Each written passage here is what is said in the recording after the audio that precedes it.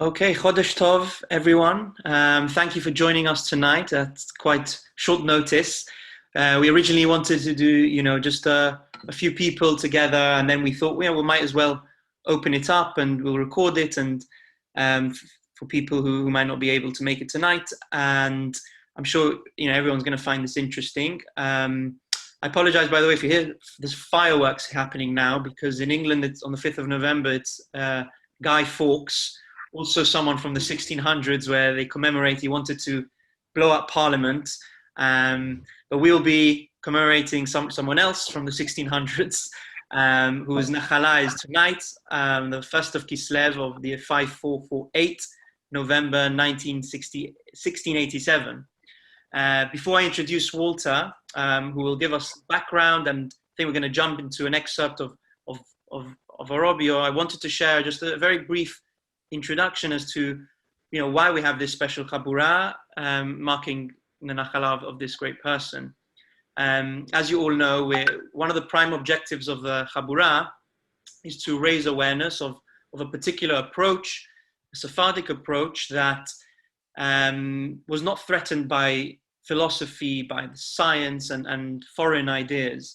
It stood firm when it had to, as Orobio did when it came to Spinozaist thought and that type of atheism. But it also embraced what was fitting and beneficial from the outside world. And it's an approach that has sometimes been dismissed and is very much sidelined and forgotten sometimes in the mainstream, outside the walls of academia. But we strongly believe that it's an approach much needed today for the modern thinking Jew, and everyone, to be honest, of the 21st century. So it's really vital that we reconnect with this past and heritage and draw ideas and inspiration from it. I think one of the offshoots of the classic Sephardim and of Spain was obviously the Western Sephardim who set up shop in Holland and Italy, Britain, and a few places. And as some of you know, the Chabura is affiliated with the Spanish Portuguese, Montefiore, who are, of course, affiliated to the Western Sephardim, who are integral components of it, really, of this tradition. So we want to shed light on these communities. We're going to have more lectures on that, on the culture, in particular the Chachamim, their thinking and teachings, which we think have not been given enough exposure. Which takes me tonight to our special guest, Walter Hilliger, who I think it's fair to say shares our vision and has made it his mission to translate many of these works from Judeo-Spanish and Latin into modern Spanish and English, and making it accessible to all of us and the wider public. So welcome, Walter. It's a pleasure to have you with us, and the spotlight is yours. Thank you very much, Avi, for the invitation and for the honor to host the anniversary of Isaac Orobio. We have so many books of this Sephardic tradition, which are part of a culture that belong to a period of the Renaissance in Europe, but not only Renaissance, also to the medieval culture in Europe, and it's very important to see it in a global sense. This is the gravestone with the memorial inscription, the Portuguese Jewish cemetery in Ouderkerk near Amsterdam. This is a translation. Isaac lives in heaven. This stone marks the grave of a man of worth, a man still living who gave light to the world. For wisdom is his name, famous in every corner of it, namely a skilled physician, Isaac Orobio de Castro, whose spirit went up on high on the first day of the month of Kislev, year 5448. May his soul be bound in the bond of life. This is a translation. This is from the Joseph Kaplan's biography, and he wrote a very extensive biography. I think it was published in 1989. He was born as Baltasar Alvarez in Braganza.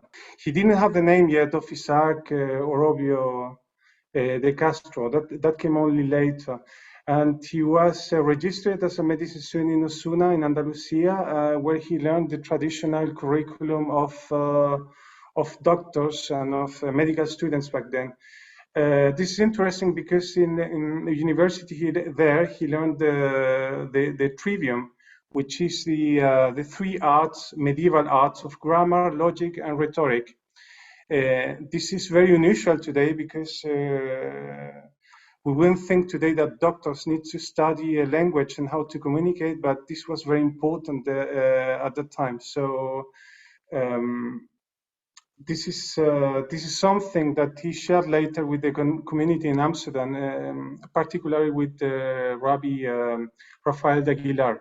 We're going to talk about him soon. In 1637, he wrote a poem, and for the first time he signed under the name of Orobio. And in 1649, he became a professor of medicine in Sevilla, also in Andalusia. He was someone who could write in Latin, which is amazing. But it was very common for students back then because it was the language of knowledge and erudition. It's interesting because as many great men, he suffered a lot of slander and calumny. So he spent at least 2 years in a dungeon. He was again condemned by the Inquisition to perpetual confinement. I mean, that was like life prison. We don't have many details about it, but there were still slander and calumnies that came up to the whole hierarchy of the clerical tribunal. And this is when he decided to live with his family. Before he came to Toulouse, he got some connections in Saint-Esprit, Jewish connections there, and he became professor of surgery and pharmacology in Toulouse. He stayed there until for 2 or 3 years. So from 1659 until 1662. When he finally went to settle into the Netherlands, where Balthasar became Isaac, and his wife Isabel became finally Esther. I was surprised when I read his biography by Joseph Kaplan, who is he's a great scholar. Joseph Kaplan consulted many books and manuscripts and copies and transcriptions of Isaac Orobio. And I was surprised because he missed the most important part in France. He's skeptical that Isaac Orobio met the king of France, because the king of France, Louis XIV, Roi Soleil, he was generally in the north. Isaac Orobio never went to Paris, or maybe he visited Paris, but it was unlikely that he met the king in Paris. The 14th of October, 1659, the king, Louis XIV, Roi Soleil, the Sun King, he came to the south of France, and he came to the Pyrenees to negotiate a peace agreement with Spain. And the king of France spent 2 years in the south. And these are the 2 years that Isaac Orobio was also in the south. So he was there at the right time and the right place. And here we see the images of the people in Toulouse. 15,000 people and 8,000 horses came with him. I mean, that's a lot of people for a city that at the time hosted 40,000 people. So there he met Louis XIV, Roi Soleil. He met Maria Teresa of Spain, who was the daughter of the daughter of the king, and they got married.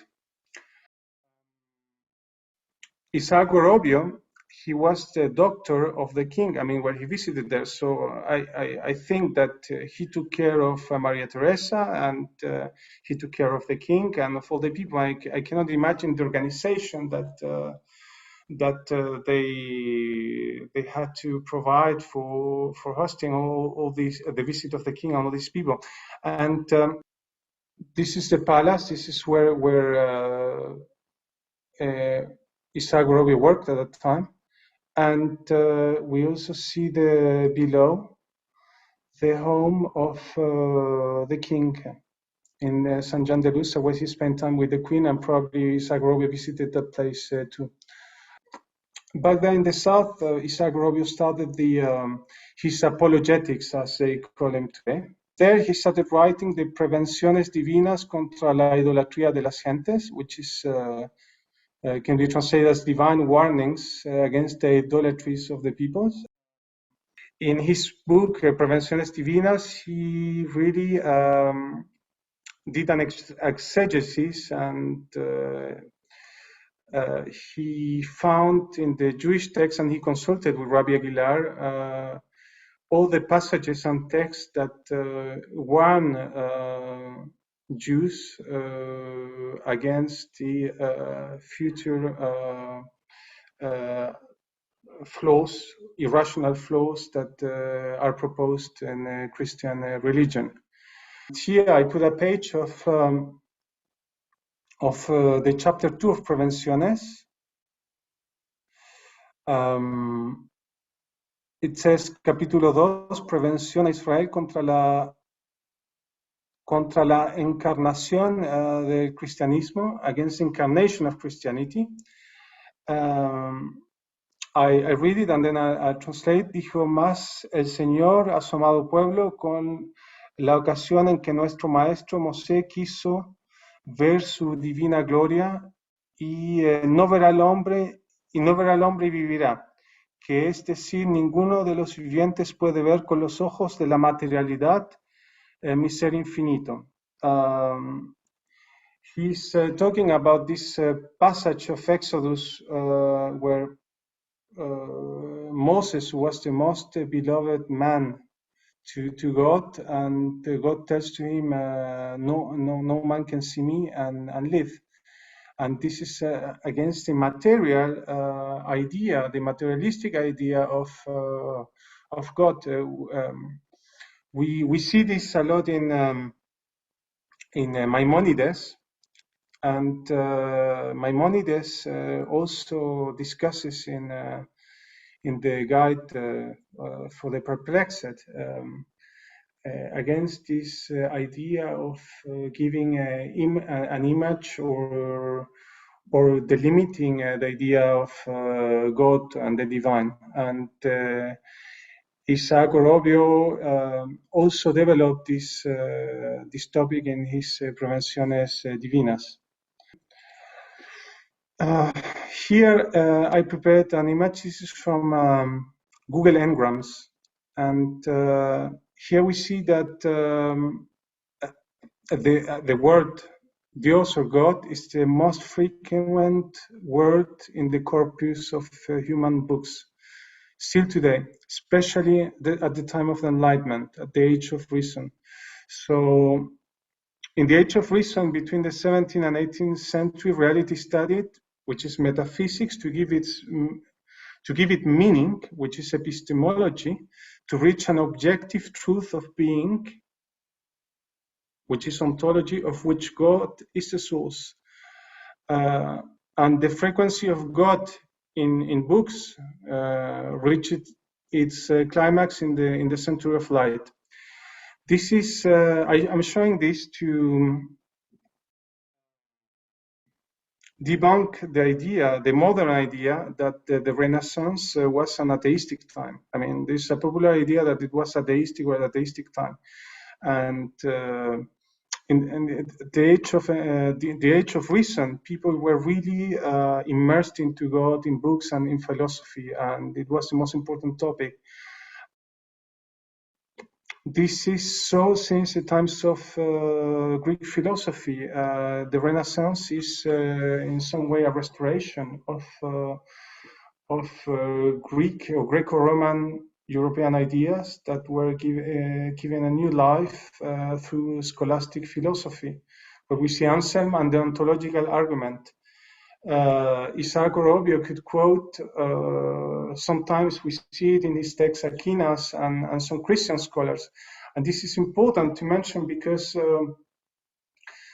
someone like Robio didn't see didn't, in epistemology, which is a study of objective truth, he didn't see a truth separate in distinct disciplines. Today, after we have fragmented all the disciplines in our modern world, we reinvented the idea of interdisciplinary studies.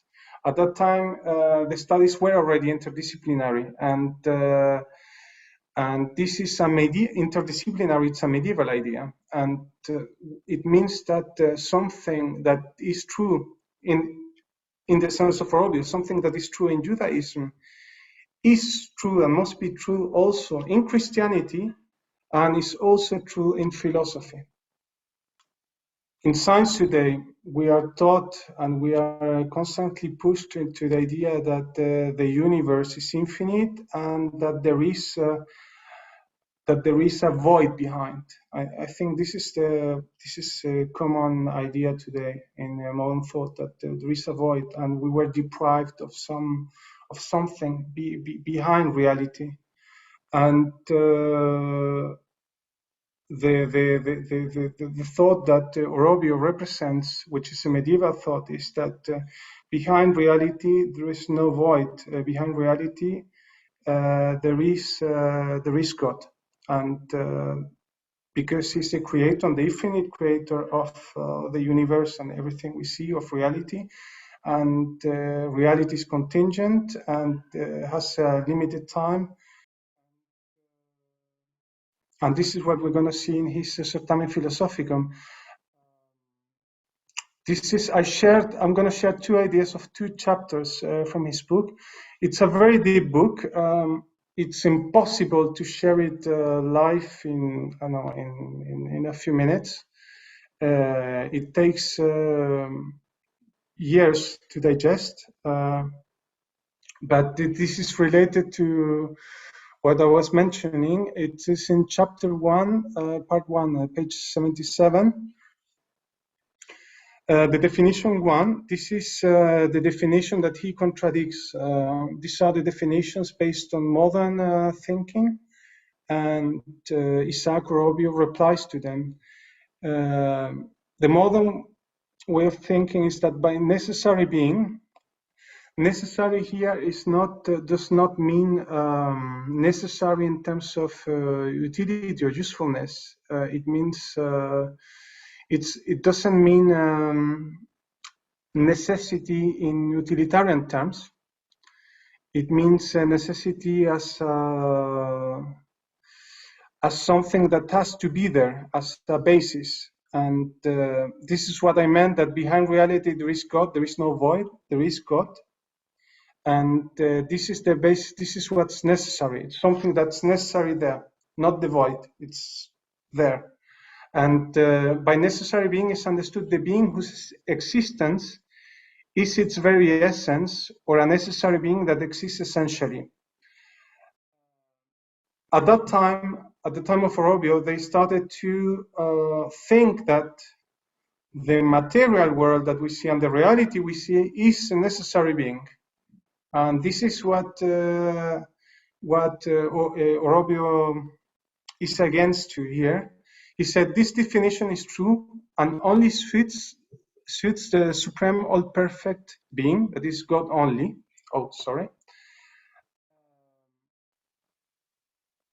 Who essentially exists and whose existence is really one with his being. But if someone, or if he intends to apply this definition to a set of rational creators or to something else, in that case, the definition denies God as the creator of the universe, with the belief that this same universe is as a God, according to Spinoza's atheism. And this is a problem of the materialist paradigm, that by turning the universe into God, after that, where do we put the idea of godliness, this distinct, separate being beyond reality? The problem, and one of the flaws of modern thought and of Spinoza's thought, is that for him everything was one, and he lost the sense of distinction between what is distinct, different, and diverse. And in Orobio's philosophy, these are very clear terms, and we can only understand that there is a God if we know that there is a distinct being separated from us, and not separated from us, but there are two perspectives. It is that I put it into this way in one of the notes. If we have a divine soul, and if we are different from God, different because we have this similitude, which is a divine soul, God is distinct from us, but we are different from Him. So this is the distinction. It's a very thin distinction that we can understand when we get used to the words of Isaac Orobio. In the footnotes, I wrote, God's aseity in scholastic philosophy. Aseity is that when God is one, in scholastic philosophy is a special sort of constant existence by itself and in itself, without causation, by which the necessary being cannot stop existing or stop being. If we think that the universe, as some people think the universe is infinite, it cannot have a beginning. And if the universe had a beginning, I mean, it cannot be God, because God, for an eternal being to be eternal, that being doesn't have a beginning. So these are ideas that are developed in logical terms, and we see that in his writing. Other creators cannot be necessary beings without causation, nor be their own cause, because creators cannot be before and after themselves, and creators are formed and are subject to change. Obviously, this applies to all creations and all creators, but not to that being, omnipresent being, that we call in Hebrew Hamakom, the omnipresence.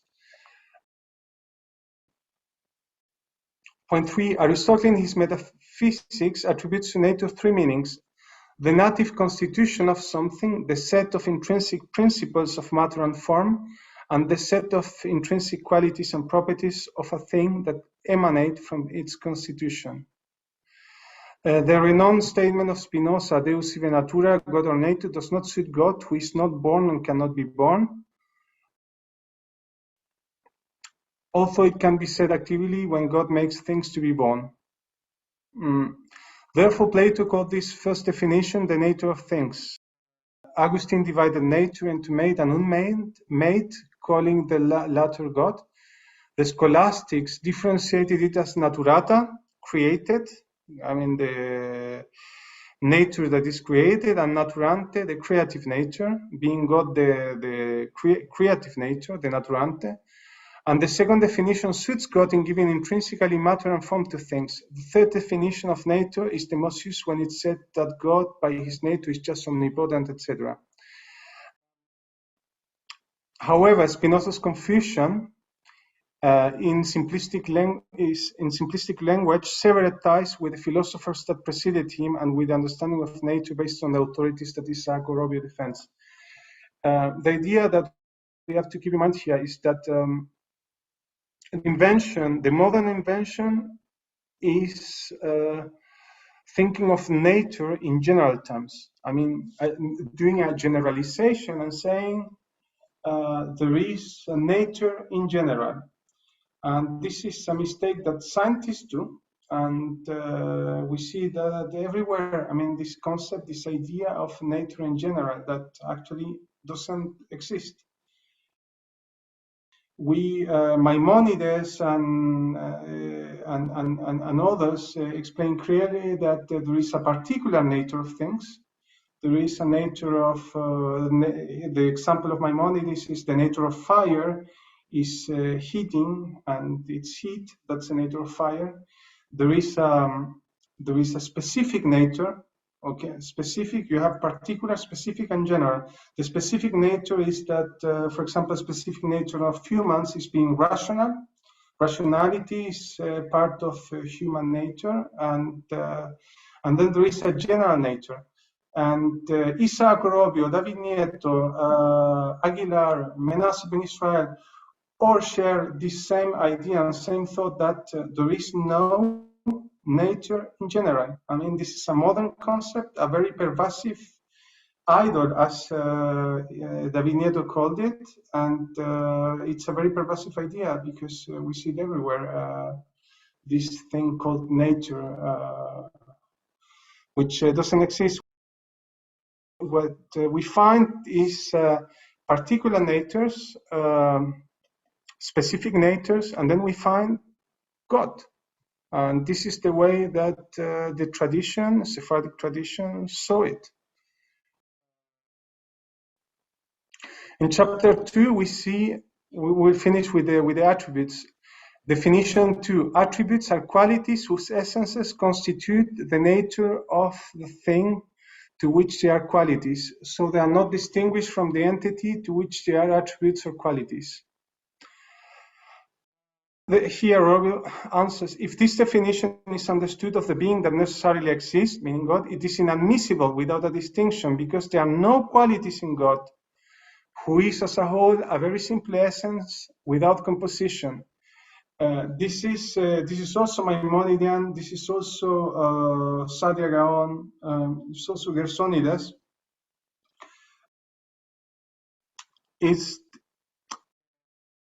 Its idea of not giving any attributes to God, because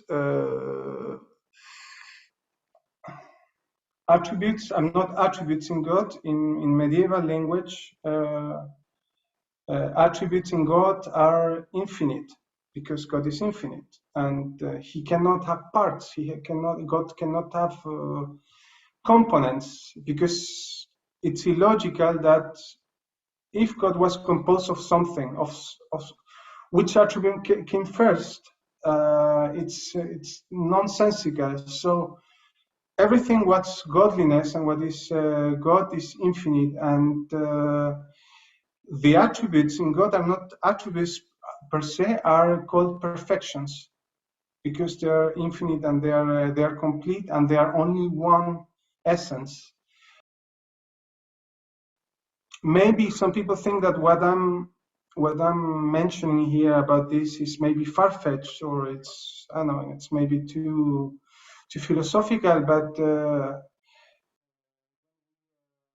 when we study and when we are commanded to say and to meditate the Shema Israel, we are commanded to teach His word to our children and to study them and to meditate on them. And it's very simple to meditate Shema Israel in terms of, there's only one God, because that God from them and the other God from the others and the other God from that culture is not God. I mean, that's very simple. What these words meant for Sephardic thinkers was to meditate on the attributes. And this is the teaching of the attributes. That's very old. It started with Aristotle, but we can see it. I think the Hebrew word, there are many words for attributes in Hebrew. The most typical is midot, but there are other words, and we see this in Maimonides, in Saadia Gaon, and in Gersonides. So we see in point 2, qualities are categories of the aspect of a substance that do not exist nor subsist on their own. And all that is God is a constant substance that exists on its own and to which nothing can be added. Qualities are only given to God by analogy and not as meaningful qualities. Qualities are material. We cannot give any qualities to God. That's I think that's clear. We give to the divine essence or necessary entity attributes and quality not because these various qualities and attributes are found in it, but rather because of the imbecility, in our understanding. Imbecility means ignorance. Is not such a strong word in Latin. In our understanding that considered it as known in creatures when we assign them to God, the infinitely perfect. And if we could know God as it is, we would know only one infinite, indivisible perfection that includes all qualities. Thus, if we conceive these attributes as qualities, it's an error of our limited capacity and a fiction of our understanding. I did my best to render it as readable as possible so that it's possible to relate to the ideas. In the footnotes, I wrote the composition, footnote 1, the composition results from a set of several things, different and distinct from each other, a compound of several parts. This is the opposite of the simple essence of God, that is indivisible. Whether in reality or through reasoning, in action or potentially, nothing can be added to the simple essence nor removed from it. With the exception of supreme attributes or supreme categories, not all attributes considered parts of the essence are essential, as is the particular case of qualities. A creator like man receives the quality of being wise. However, this quality does not represent the essence of being a man. A man without this quality is still a man. Other attributes are essential and are part of the essence, such as being rational or sensitive, or the case of flying birds that receive the attribute of volatility. Attributes are real if they shape the species, and so they are essential. Here we see how attributes are real. I mean, the attribute of volatility, I mean, the design, it's something real that gives the attribute of a flying bird. And this is how we see the manifestation of the attributes of God. And this is very important because even if we cannot know, if we cannot have not even a simple idea of God because our intellect is limited and our perception is limited, we can only see its manifestation, or the manifestation of God. And this is the thinking of medieval literature, that we see the manifestation of God by means of the attributes. I know it's strange, it's tough. I know it's strange. I mean, we are not used to this language. We are not familiar with it. Even myself, I was not familiar with it when I started translating it, and I was really afraid because when you confront something that you are not used to, that it's not known, sometimes you're afraid and sometimes you reject it. And as a translator, I really have to come into terms with it and try to learn about it as fast as I could to be able to understand it and to write the notes and to translate. It's a commandment to meditate about God in this way, as the Sephardics did it. And this is a millenary way of meditating. It's not new. And the teaching of attributes and perfections and all this language that might be strange to us, it's really something that was developed as a whole tradition and as a whole Sephardic tradition. And I think it's our mission to preserve this and to restore it, and not only to restore it. To restore it, I know, in pages, but to restore it in our thoughts, because it's very easy to get a book and to put it there, but to learn to think like these people back then, who had a different and maybe even distinct understanding of spirituality and of culture and of practicing Judaism is something that we need to learn, and I think it's important to restore it and to